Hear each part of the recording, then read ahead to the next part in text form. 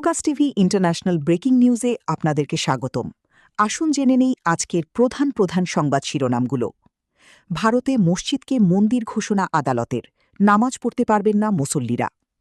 কলকাতায় জুমার নামাজে পুলিশের বাধা, মুসল্লিদের মাঝে হট্টগোল উত্তেজনা। আগামী রোববার 17 মে সৌদিতে জিলকদ মাসের 29তম দিন হবে। এদিন সাধারণ মানুষকে জিলহজ মাসের চাঁদ দেখার আহ্বান জানিয়েছে সৌদি আরব। ট্রাম্পের পর এবার চীন সফরে যাচ্ছেন ভ্লাদিমির পুতিন। বেইজিং সফরকে সফল আখ্যা দিয়ে চীন ছেড়েছেন ট্রাম্প, শি জিনপিংকে যুক্তরাষ্ট্রে আমন্ত্রণ। ইন্দোনেশিয়ায় অবৈধ স্বর্ণখনিতে ধস, নিহত 9। ইরানের পারমাণবিক অস্ত্র ঠেকাতে একমত চীন, দাবি ট্রাম্পের। যুক্তরাষ্ট্রের উত্তর সীমান্ত দিয়ে কানাডা থেকে অবৈধভাবে মানুষ পারাপার করার একটি বড় চক্র পরিচালনার অভিযোগে 22 বছর বয়সী এক ভারতীয় যুবক দোষী সাব্যস্ত হয়েছেন।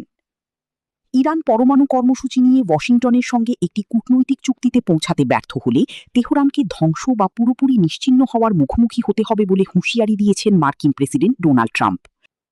পাকিস্তানের উত্তর পশ্চিমাঞ্চলীয় প্রদেশ খাইবার পাখতুনখোয়ায় একটি নিরাপত্তা প্রতিষ্ঠানে ভয়াবহ আত্মঘাতী হামলায় এক বেসামরিক নাগরিক এবং অন্তত 8 জন নিরাপত্তাকর্মী নিহত হয়েছেন।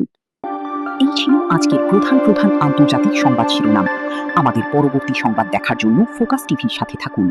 ধন্যবাদ।